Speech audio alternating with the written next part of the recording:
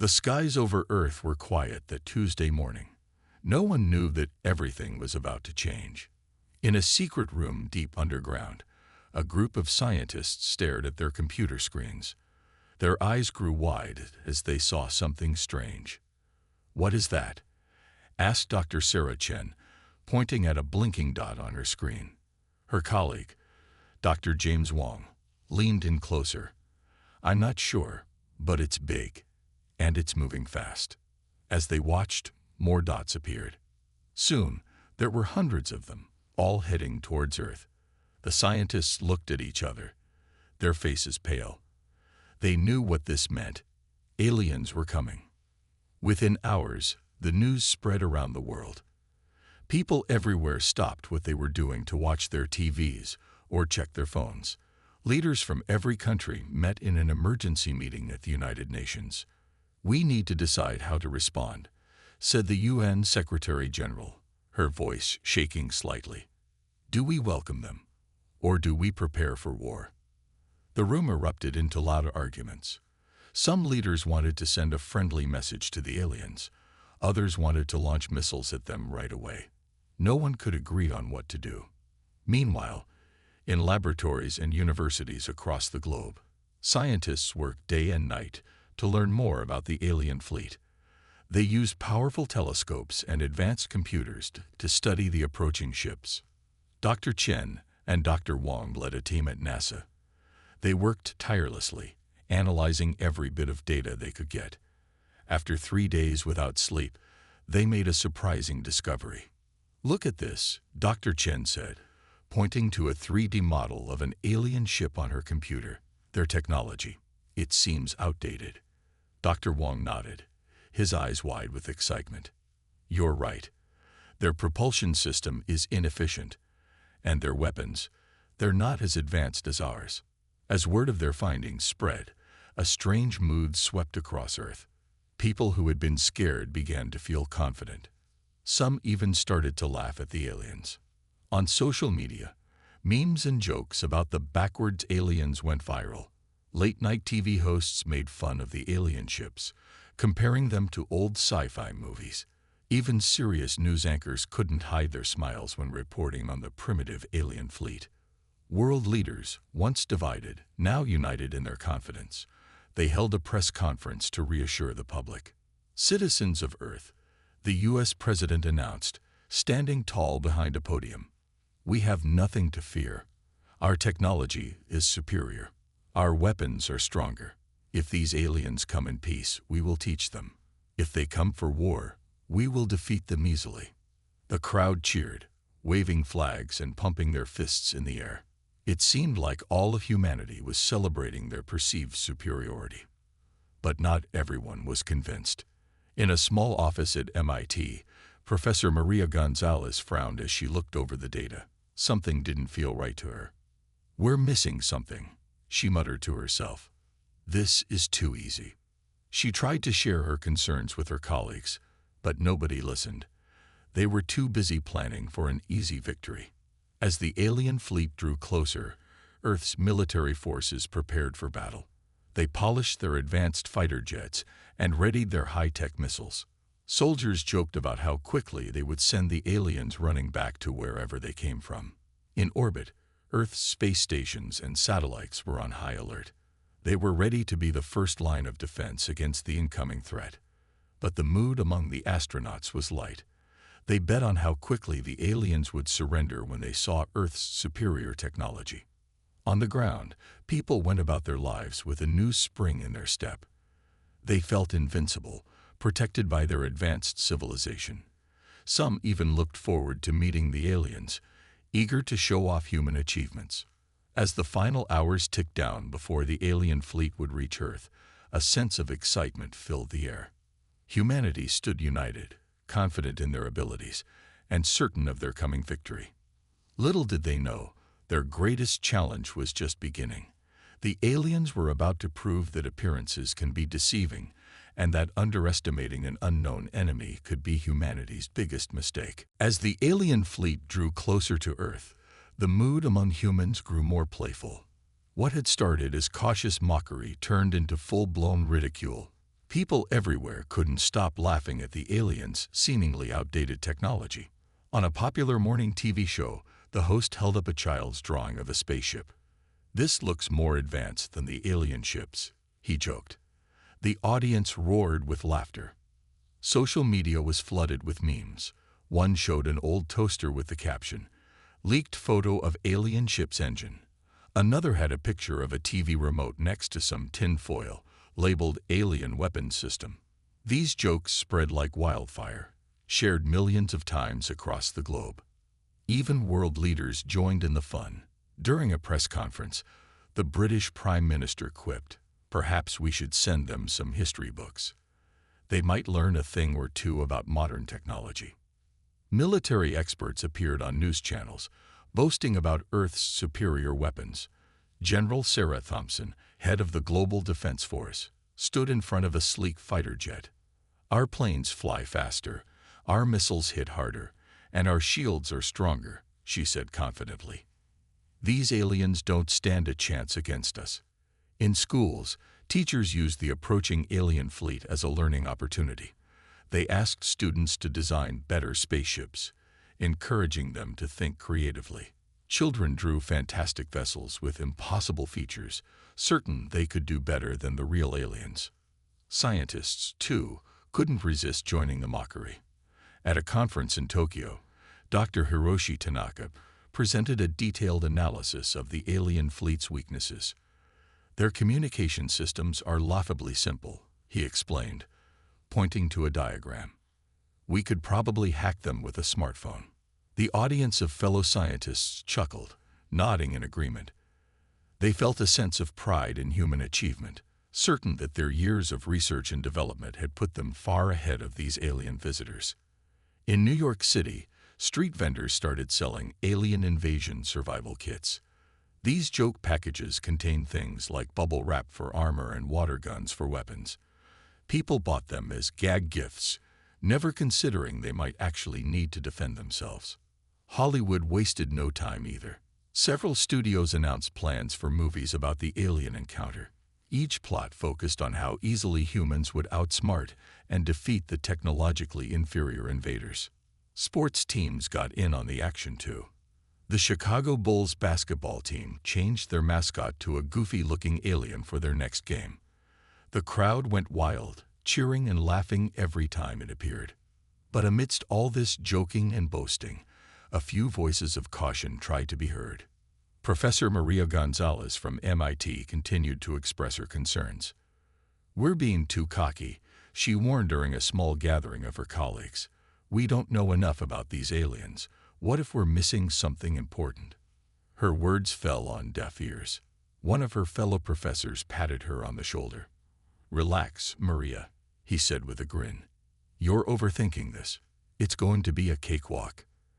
As the alien fleet entered the solar system, Earth's military prepared for an easy victory. They treated their preparations more like a game than serious combat training. In orbit, astronauts on the International Space Station eagerly watched the approaching ships. They made bets on how quickly the aliens would surrender once they saw Earth's defenses. Commander John Lee looked out the station's window, a smug smile on his face.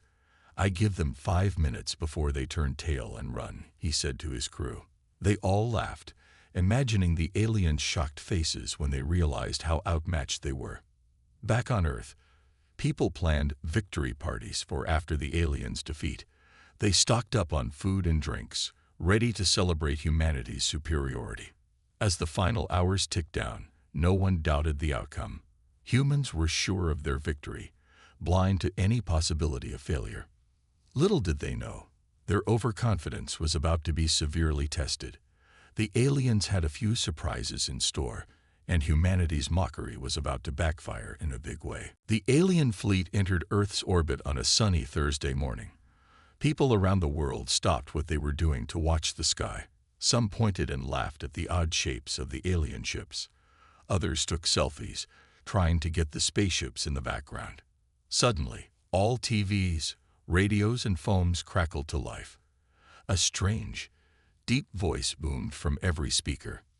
"People of Earth," the voice said slowly, We come seeking your surrender. Bow to us now, or face destruction." For a moment, there was silence.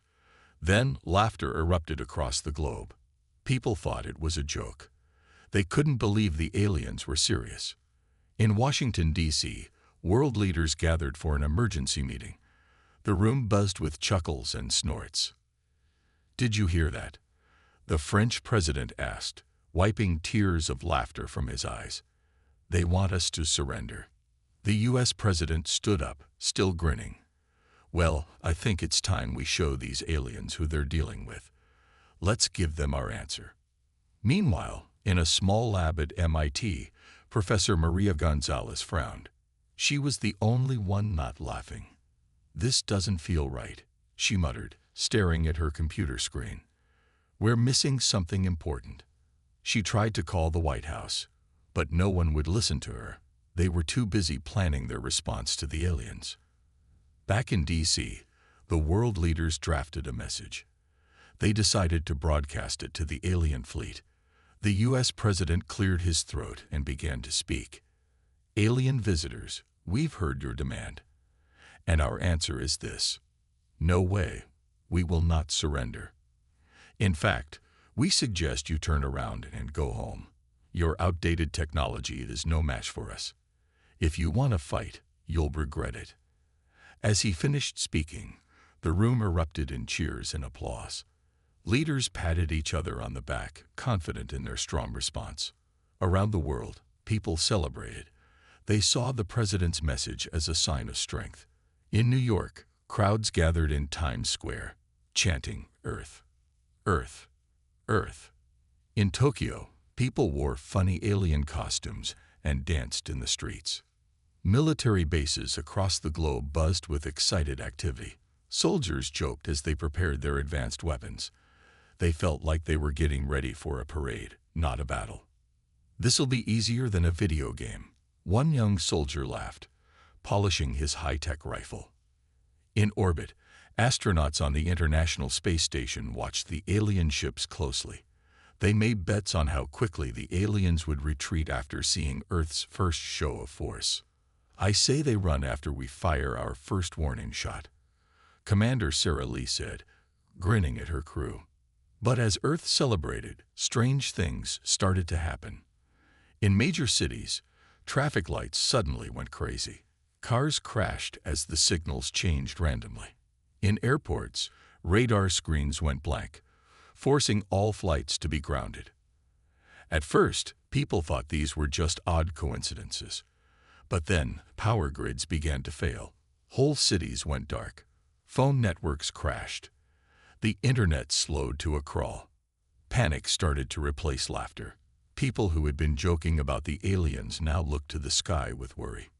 In her lab, Professor Gonzalez worked frantically. She had noticed patterns in the chaos. "They're testing our systems," she realized with growing horror, "and we're failing." She tried again to warn the authorities, but communication lines were jammed. No one could hear her warnings. As night fell, the mood on Earth had changed dramatically. The alien ships, once mocked, now looked menacing as they loomed in the starry sky. World leaders, who had been so confident earlier, now met in emergency sessions. They tried to understand what was happening and how to respond.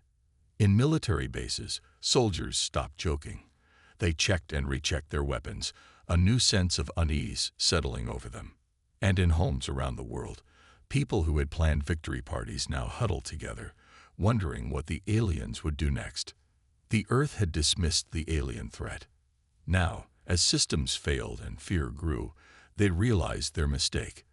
The real battle was about to begin, and humanity was not as prepared as they thought. As dawn broke, Earth's military leaders decided it was time to act. They couldn't wait any longer. The aliens had disrupted too many systems already. It was time to show them what humans could do. General Sarah Thompson stood in the control room of the Global Defense Headquarters. She looked at the worried faces around her and tried to sound confident. "Let's give them a taste of our power," she said. "Launch Operation Thunderbolt." Across the globe, missile silos opened. Fighter jets took off from aircraft carriers. Space-based weapons powered up. Earth was about to strike first. In New York, people gathered in Times Square to watch the attack on giant screens. They cheered as they saw missiles streak into the sky. In Tokyo, crowds waved flags and sang. They were sure this would be the end of the alien threat. But as the missiles neared the alien ships, something strange happened. They seemed to slow down, then stop completely. The alien ships glowed briefly, and suddenly, all the missiles exploded harmlessly in space. In the control room, General Thompson's jaw dropped. How is this possible? She stammered. The fighter jets didn't fare any better. As they approached the alien fleet, their engines suddenly cut out. Pilots ejected in panic as their advanced planes fell from the sky like stones.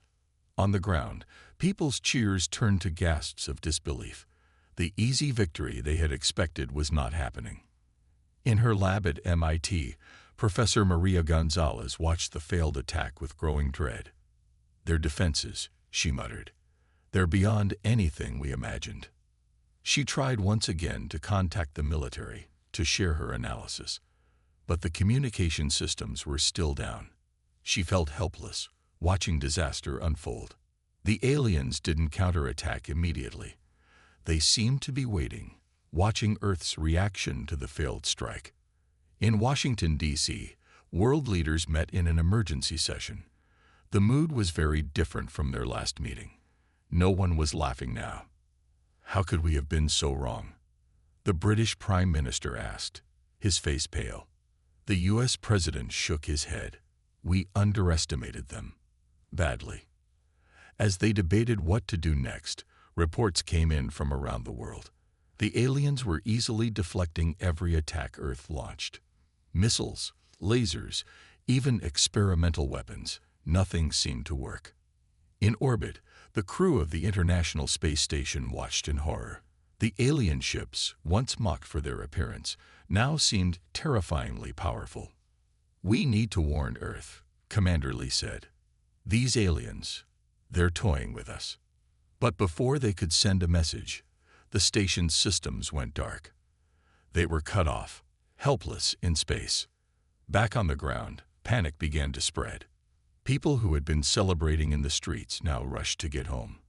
They raided stores for supplies, preparing for the worst. In the military, confusion reigned. Soldiers who had boasted about their superior weapons now stared at their useless equipment in disbelief. "What do we do now?" A young soldier asked his sergeant, fear clear in his voice. The sergeant, usually so confident, had no answer. As night fell again, the alien ships began to move. They spread out, taking positions over major cities around the world. Their presence, once ridiculed, now filled everyone with dread. In her lab, Professor Gonzalez worked frantically. She believed there had to be a weakness, something they had missed. But as she looked at the data, she realized with growing horror just how advanced the alien technology really was. "We're not just outmatched," she whispered to herself. "We're centuries behind them." As the world held its breath, waiting for the aliens' next move, a terrible realization set in. The easy victory humans had expected was now impossible. They had mocked the alien fleet, underestimated its power, and now they were paying the price. The real battle was just beginning, and Earth was already losing. The question on everyone's mind was no longer if they would win, but if they would survive at all. As the sun rose on the third day of the alien presence, Earth's confidence had completely crumbled. The aliens began their true assault, and it was unlike anything humans had ever seen. In New York City, a strange blue light enveloped the Statue of Liberty. Within seconds, the famous monument crumbled to dust. In Paris, the Eiffel Tower twisted like it was made of rubber, then tied itself into a knot. People watched in horror as landmarks they thought would stand forever were destroyed or changed in impossible ways. Military bases around the world went dark. Soldiers found their high-tech weapons turned into harmless toys. Tanks became giant jellies, wobbling uselessly. Fighter jets transformed into flocks of metal birds, flying away on their own. General Sarah Thompson stared at the chaos on the screens in her command center. "This can't be happening," she muttered, her face pale with shock. Just then, an alien voice boomed from every speaker and device. "Humans, you mocked us. You underestimated us. Now, witness our true power." Panic swept across the globe. People who had laughed at the aliens now ran for shelter. They grabbed whatever food and supplies they could find, unsure of what would happen next. In London, Big Ben started to chime, but instead of its usual sound, it played an alien melody. The tune spread across the city, and anyone who heard it fell into a deep sleep. Soon, the streets were filled with sleeping people, completely helpless. At the United Nations in New York, world leaders gathered for an emergency meeting. But as they argued about what to do, the entire building lifted off the ground and began to spin slowly in the air. The U.S. president, trapped inside the floating building, finally admitted defeat. We need to surrender," he said, his voice shaking. "We can't fight this." But the aliens didn't seem interested in accepting surrender anymore. They continued their strange attacks, demonstrating power beyond human understanding. In Tokyo, gravity suddenly reversed in the busy Shibuya district. People and cars floated helplessly into the sky, screaming in terror. In Rio de Janeiro, the giant Christ, the Redeemer statue, came to life, stepping off its mountain perch to walk through the frightened city. Scientists around the world tried desperately to understand what was happening, but their instruments and computers were useless against the alien technology. Everything they thought they knew about physics and the laws of nature seemed to be wrong. Professor Maria Gonzalez worked tirelessly in her lab, trying to find any weakness in the alien attacks. But with each passing hour, she felt more and more hopeless. "We're not just outmatched," she said to her team, her voice filled with despair. "It's like we're children playing with sticks against gods." As night fell, the aliens unleashed their most terrifying weapon yet. A strange, shimmering dome appeared over each major city. Inside these domes, time itself seemed to change. In some, it sped up, with people aging years in minutes. In others, it slowed down, turning bustling streets into scenes of eerie stillness. Humanity's last hopes, their nuclear weapons, proved useless. When they tried to launch them, the missiles turned into harmless butterflies, fluttering away in colorful swarms. The hubris of the past days now seemed like a distant memory. People who had joked about the aliens' primitive technology now prayed for mercy from beings they couldn't even begin to understand. In orbit, the crew of the International Space Station watched helplessly as Earth was transformed below them. They could only stare in disbelief, realizing they might be the last free humans in existence. As the third day of the attack came to an end, Earth was unrecognizable. The aliens had reshaped the planet at will, turning human civilization upside down in just 72 hours. The question was no longer about winning or losing. Now, humanity wondered if there was any hope for survival at all. The aliens had proven them wrong in the most devastating way possible, and the future looked darker than anyone could have imagined. As the fourth day dawned, Earth was in chaos. The aliens' incredible power had shattered all hope of victory. But in this darkest hour, something unexpected happened. Humanity began to adapt. In a secret underground bunker, General Sarah Thompson paced back and forth. She had gathered a small team of the brightest minds left. Among them was Professor Maria Gonzalez, finally heard after days of being ignored. "We can't beat them with force," the general said, her voice heavy with exhaustion. "But maybe we can outsmart them." Professor Gonzalez nodded, her eyes bright with a new idea. "Their technology is advanced, yes, but it still follows rules. If we can understand those rules, we might find a way to fight back." In cities around the world, people started to notice patterns in the alien attacks.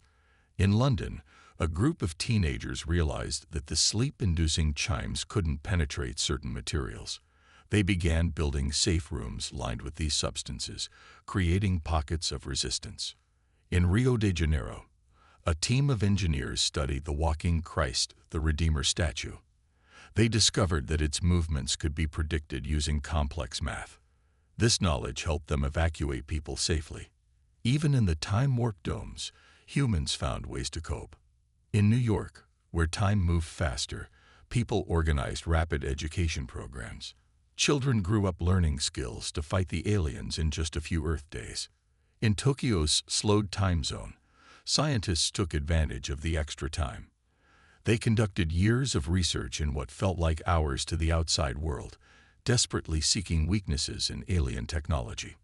On the International Space Station, the astronauts made a startling discovery. They noticed that the alien ships created small ripples in space. These ripples interfered with their own advanced sensors. Commander Lee realized what this meant. "They're not immune to everything," she said to her crew. "Their own technology has limits." This information was crucial. Using makeshift communication devices, the astronauts managed to send their findings to Earth. When the message reached the bunker, it sparked a flurry of activity. Professor Gonzalez's eyes lit up as she read the report. "This is it," she exclaimed. "If we can amplify these ripples, we might be able to disrupt their systems." The team worked tirelessly, developing a plan. They couldn't build weapons to match the aliens, but they could turn the aliens' own power against them. Around the world, pockets of resistance grew stronger. People who had once mocked the aliens now studied them intensely, looking for any weakness or pattern. In Australia, a group of Aboriginal elders noticed that the aliens avoided certain ancient sites. This led to the creation of safe zones where people could gather and plan. In the African savanna, wildlife behaviorists observed animals reacting to the aliens in unexpected ways. This provided valuable insights into detecting alien presence. Even children played a role. In a small town in Mexico, a young girl noticed that her kaleidoscope created patterns similar to alien force fields. This observation led to breakthroughs in understanding alien shielding technology. As hours passed, humanity's desperation turned into determination. People who had been enemies days ago now worked together, united against a common threat. In the bunker, General Thompson looked at her diverse team with pride. "We were fools to mock the aliens," she said. "But we'll be bigger fools if we give up now." Professor Gonzalez nodded in agreement. "Our greatest strength was never our technology," she said. "It's our ability to adapt, to think creatively, to work together." As night fell on the fourth day, a plan was forming. It was dangerous and might not work, but it was a plan born of human ingenuity, cooperation, and the will to survive. The aliens had proven humanity wrong about their power. Now, humanity prepared to prove the aliens wrong about Earth's resilience.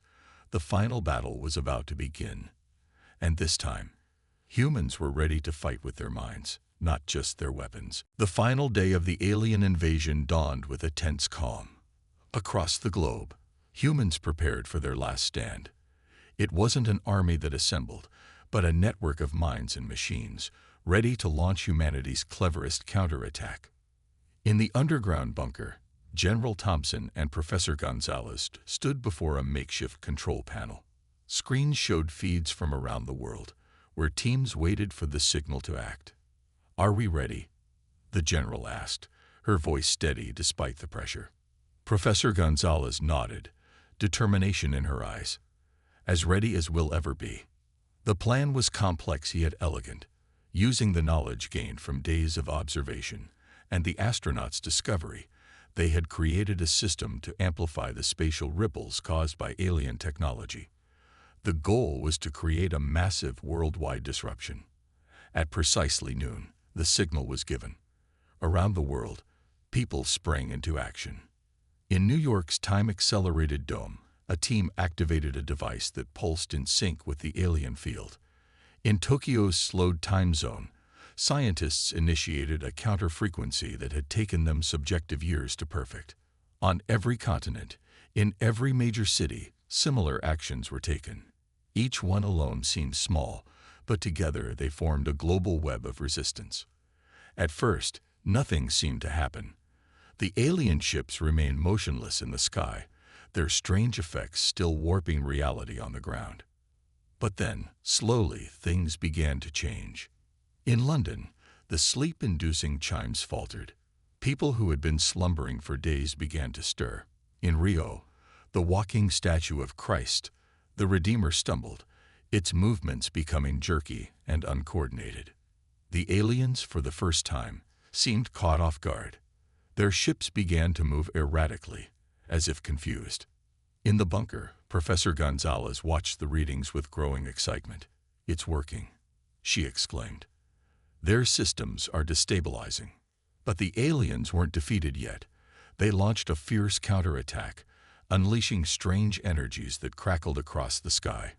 In some places, reality itself seemed to waver, like a mirage in the desert. Humanity's network held firm.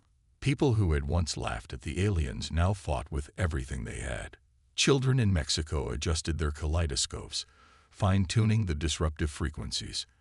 Aboriginal elders in Australia chanted ancient songs that somehow strengthened the human resistance. In space, the crew of the International Space Station played a crucial role. Using their unique vantage point, they coordinated the global effort, ensuring that each action on Earth hit the aliens at just the right moment. Hours passed, and the battle raged on. Both sides pushed their technologies to the limit. The aliens, once seemingly invincible, were now fighting desperately to regain control. As evening approached, something remarkable happened. The alien ships, one by one, began to retreat. The strange domes over cities flickered and vanished. Alien constructs crumbled, turning to dust. In the bunker, a cheer went up, but General Thompson remained cautious. "Is it over?" she asked. Professor Gonzalez studied her readings carefully. "I think, yes, they're leaving." Around the world, people emerged from hiding, looking up at the sky with a mixture of disbelief and hope. The alien fleet, once so terrifying, was now nothing more than a series of shrinking dots in the atmosphere. As night fell, Earth celebrated, but it was a subdued celebration, tempered by the knowledge of how close they had come to total defeat. In the days that followed, humanity began to rebuild. They had learned harsh lessons about overconfidence and the danger of underestimating the unknown. But they had also discovered strengths they never knew they had. The alien invasion had nearly destroyed Earth. But in proving humanity wrong, the aliens had ultimately made them stronger. United by adversity, tempered by near defeat, the human race looked to the stars with new wisdom and respect. They knew now that they were not alone in the universe, and they would be ready for whatever came next.